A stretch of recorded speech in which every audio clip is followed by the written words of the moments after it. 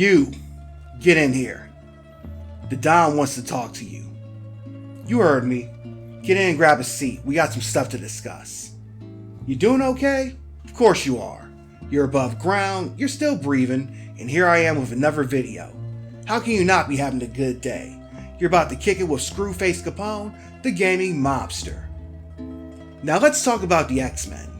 I know we're all excited about X-Men 97 coming to Disney Plus later this month. Well, maybe not everyone. You got your usual suspects complaining about quote-unquote wokeness, but who cares about them, right? They're not cool enough to hang with the Don, not like you are. If you're close to my age and you grew up watching cartoons, no doubt you remember how influential the original X-Men animated series was. X-Men, along with Batman, both set a new standard for comic book to TV adaptations. Now the show's quality might not have aged as gracefully, especially compared to Batman, but it still played a huge part as to how Marvel is as big as it is right now. Matter of fact, I'll even go as far as to say it led to the rise of the MCU. I know X-Men 97 isn't going to measure up to my memories, but I don't care. Please believe that when March 20th rolls around, the Don will be in front of his big screen 55-inch HD TV with a bowl of popcorn and a case of RC Cola, ready to watch Wolverine tear it up again. You know what? I'm not going to stop with the cartoon either. I'm going to go as far as to say that it's a pretty good time to be an X-Men fan right about now.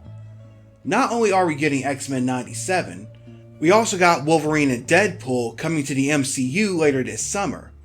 We got a Wolverine game coming to PlayStation 5 from none other than Insomniac. I know you played their Spider-Man games, so you already know what they can do with superheroes. Best of all, the X-Men comics have featured some of the best stories in years, thanks to the entire House of X era. For the past 5 years, Marvel has been pumping new life into the franchise. They've introduced new characters and concepts, revamped old characters, and brought the status of the X-Men books back to levels that hasn't been seen since the pre-MCU days. Even though it's supposed to end this summer, the writers are laying down groundwork for what's going to come next. That being said, where are the X-Men games? Yes, we got the upcoming Wolverine game, and supposedly Insomniac has an X-Men game in the works for 2030. But again, if you're close to my age, you remember we had a huge amount of X-Men titles growing up, ranging in quality from the NES X-Men game, the less said about that the better, to Activision's awesome X-Men Legends games. In between, you had games such as Mutant Apocalypse, Sega's X-Men Genesis titles, and of course Capcom's fighting games. The game we're looking at today, Ravages of Apocalypse, falls somewhere toward the lower end of the spectrum. So while it may not be as good as something like, say, X-Men Children of the Atom, it's not nearly as bad as, say, X-Men 2 Fall of the Mutants. Probably gonna have to do a video on that one, aren't I? Ravages of Apocalypse is what's known as a total conversion of Quake. What's a total conversion, you ask? It's basically a game that was made by switching out the assets of another title, while in most cases, still keeping the core gameplay. You see, before the days of Unreal Editor, the Godot engine, and Unity, this was the easiest way you could make a video game. At the time though, you were limited as to what you could do with what little tools you had, but for a lot of aspiring game developers hoping to make it into the industry, these total conversions were their foot in the door. You're probably familiar with one of the most famous, if not the most famous, total conversion, which is Counter-Strike. Counter-Strike turned Half-Life from a single-player game about an alien conspiracy to a multiplayer game which pitted terrorists against an anti-terrorist unit. I'm not going to spend too much time on this as this is another topic for another video. Now the thing is though, usually these total conversions were downloadable for free. X-Men Ravages of Apocalypse, however, was a commercial product. So not only did you have to pay for it, but you also needed a copy of Quake in order to play it. Remember, this was 1997, years before Steam, and digital distribution, if that was even a thing at all, was still in its infancy.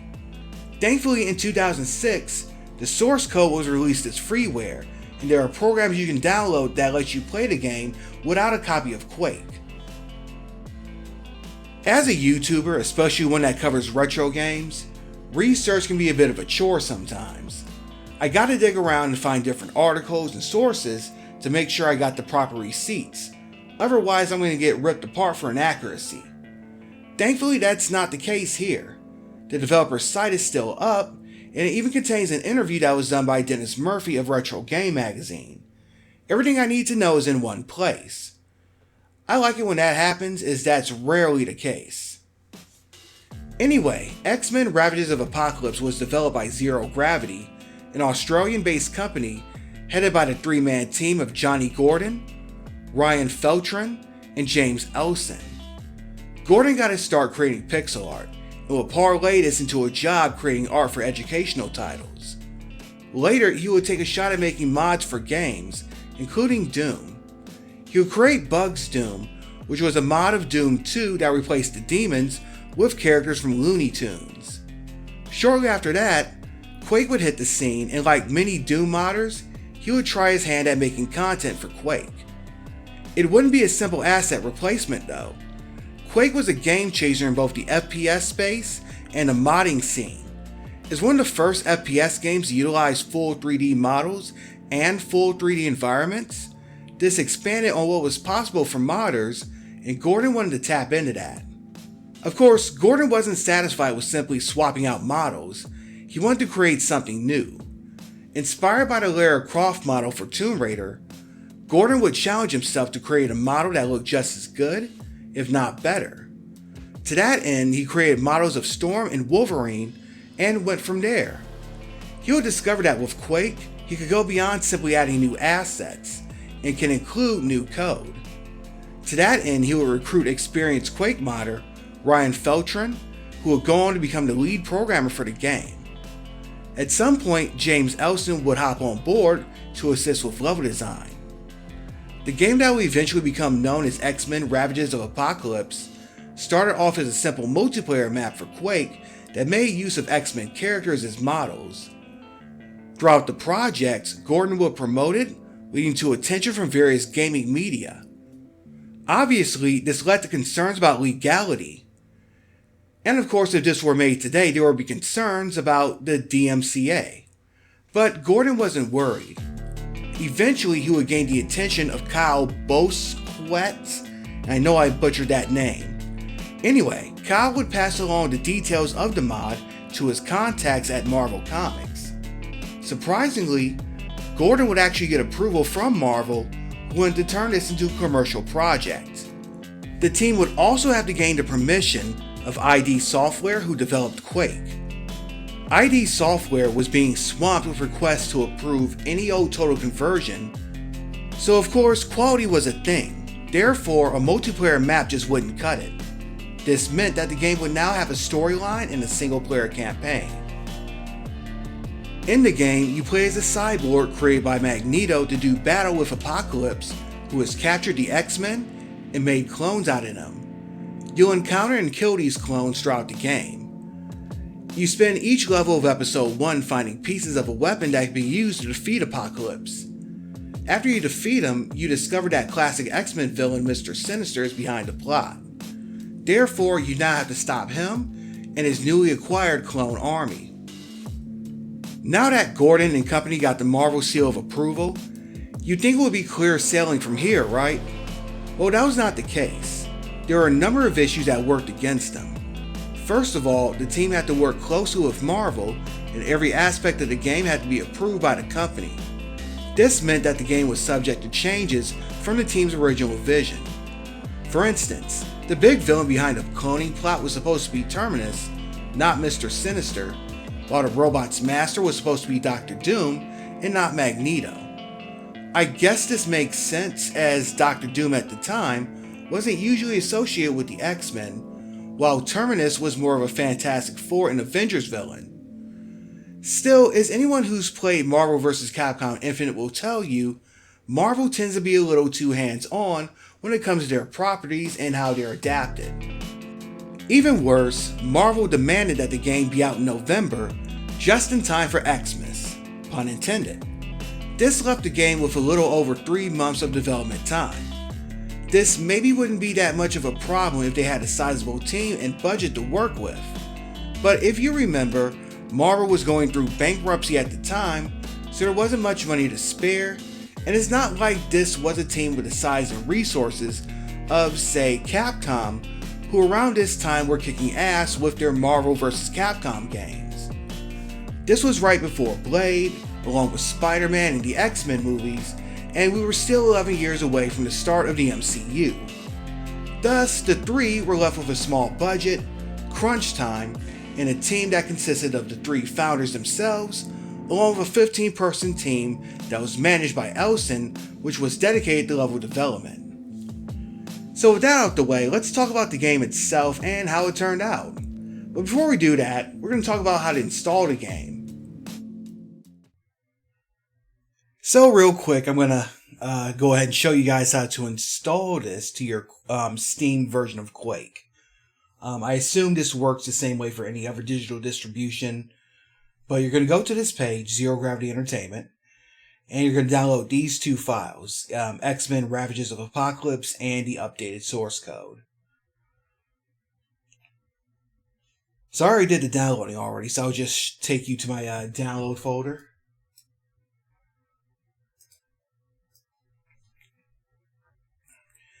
So here's the two files we just downloaded, ROA Quake.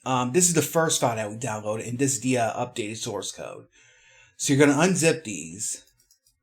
You'll go into the X-Men ROA Quake 1 TC folder.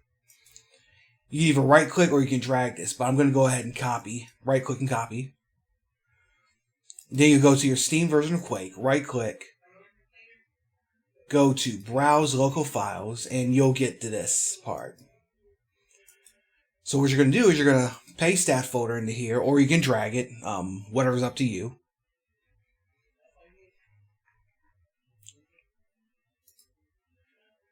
And there it is right there, the X-Men folder. If you want to run this with the release textures, then you would do the same. You would just do the same thing, except you would do it in this re-release folder. But there's a couple serious bugs that happens, so you might just want to use regular Quake. So once you do that, you're going to go back to your download folder, or wherever you download your bug fixes. So you're going to go into QC. You're basically going to copy all of these files. You're going to go back to your X-Men folder. And you're going to paste them.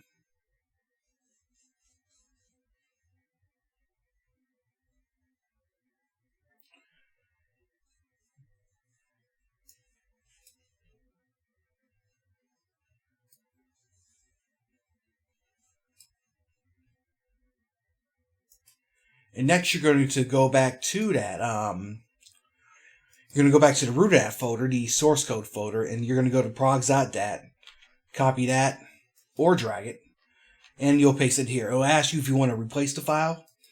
Hit yes. And again, if you want to run this on the re-release, do the exact same stuff in this folder. Or if it's easier, just right-click this folder, and you can just paste it into this folder like so. But again, like I said, there are some serious bugs in the re-release, so you'll want to stick to Vanilla Quake. Alright, you're going to go back to Steam, you're going to right-click, and I believe it is Properties. So you'll enter dash game space X-Men, or whatever you name that folder in there. But then you're going to hit play, and you'll play Quake Original, and give it a few minutes.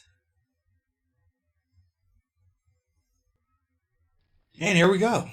If you see this, then it's working.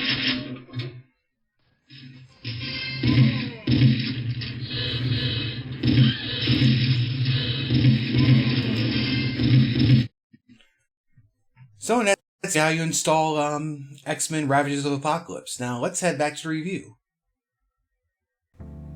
You begin the game in the X-Mansion. You can explore a little bit and find some Easter eggs, or you can choose your difficulty by hopping down one of 3 tubes.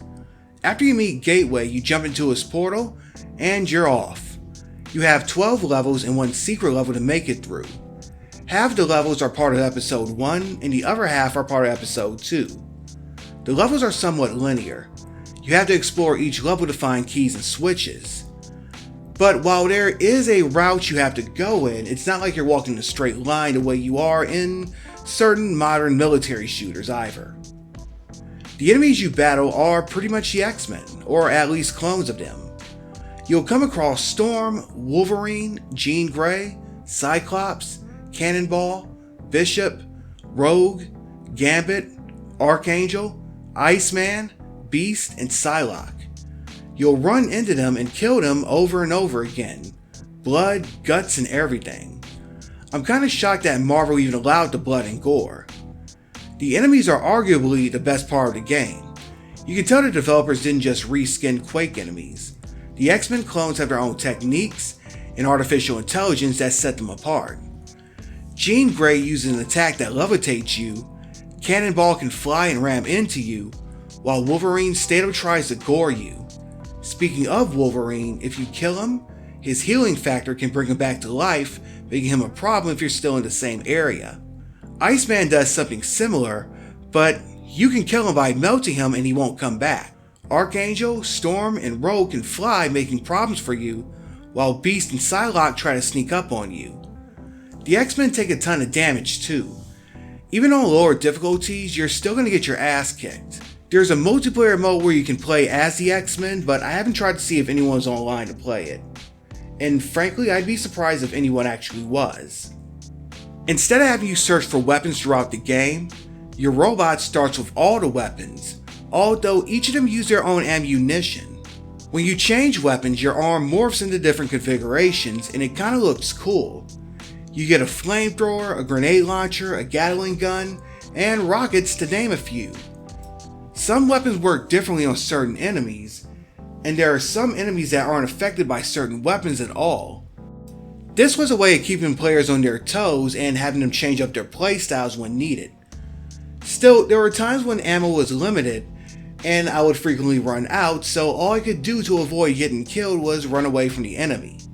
Needless to say, you're going to be save scumming a lot, or you can use the codes, because you see, this is Quake, so obviously, if a code can work in Quake, it'll work in this game too. Also, there's a code you can use to play as an X-Man in the single player game. Really though, in most cases this just adds an extra power or two along with the game's weapons, so you're not missing much. It should be noted that this feature was added in a post-release patch, and it wasn't like the team had the time to sufficiently implement this feature, but still I'll link to the game's game facts page in the description. You get two bosses, Apocalypse and Mr. Sinister. Each level of the first episode has a piece of the super weapon hidden, and this super weapon is the only thing that can hurt Apocalypse. You can finish the level without finding a piece, but you'll be warned if you don't have it, and without the super weapon you can't progress. The graphics are pretty much what you'd expect for a Quake mod, but for 1997 standards, it was pretty mind-blowing seeing the X-Men in 3D for the first time. And because this is a Quake total conversion, the controls are just as good as they were in Quake. The game got dragged by fans and critics when it originally came out, and it's easy to see why. There were issues with the level design and some of the gameplay choices, but the main issue is that this was basically a paid Quake mod. These days, I would say that the game is slightly vindicated by time. The source code is free and a copy of Quake is cheap nowadays. Also, we know now that the developer was under some serious budgetary and time constraints, and they also had to deal with executive interference. The game's far from perfect, but it's not a total dumpster fire either. Hell, it's nowhere near as bad as the NES X-Men game. Put it this way, there are both better X-Men games and Quake mods out there, but there are also worse X-Men games and Quake mods. If you're an X-Men fan or you like Quake, check it out at least once. This is one of those games where you like it because of what it tried to do rather than what it actually accomplished. It would have been awesome though if the developers had been able to get the proper funding and time to develop the game. In the aforementioned Retro Game article, Gordon mentions that he wanted to make Ravages of Apocalypse a squad-based X-Men game. Still, the team did a decent job given what little wiggle room they had. It would have been cool to see the guys at Zero Gravity continue with game development, or maybe even take another crack at an X-Men game. With tools like Unreal Editor, Unity, and even the CryEngine, there's a world of different ways that one can approach this. Personally, if one were to do an X-Men first-person shooter, I think the best way to go about it would be something of an X-Force shooter, where you play as Cable, Domino, Deadpool, Phantom X, or other X-Men related characters that can use firearms. Still, while Ravages of Apocalypse is an okay game, you kind of imagine what it could have been. But still, it's a great first effort from a team that utilized what little resources that it had. So if you made it this far, I want you to do me a favor. Go into the comments and drop the name of your favorite X-Men character. Anyway, I hope you enjoyed watching this video as much as I enjoyed making it. If you did, make sure you hit that thumbs up icon, and make sure you share it with your fellow X-Men fans. I put a lot into these videos, and even if some of them don't pan out the way I hope they do, knowing that people like you are watching and engaging with my content always puts a smile on my face and makes it all worth it. If you're new to the channel, I like to cover retro games, indie titles, and hardware. I like to do reviews, previews, hardware unboxings, and even documentaries just like the one you finished watching. If that sounds good to you, you can join the Mafia by hitting that big red subscribe button. Do that and I'll make you a made man. If you want to do me one better, hit that bell icon and turn your notifications on. That way, whenever I drop a new content, you'll get the news straight from the Don himself. In the future, I think I'll do a video about total conversion games. There's a lot of uncharted territory there, and I'm pretty sure I can come up with some good stuff. But for now, if you're into games that are built on top of other games, check out Sulaco and Supplice. These are two first-person shooters that make use of the GZ Doom engine, which is a framework that's used to run Doom mods. Supplice is out now on Steam, while Sulaco is due later this year. If you're into old school throwback shooters, you'll love these. I did previews for both games a while ago and the video link just popped up on your screen, so check them out. Until next time though, I'm Audi 51000G, kinfolk.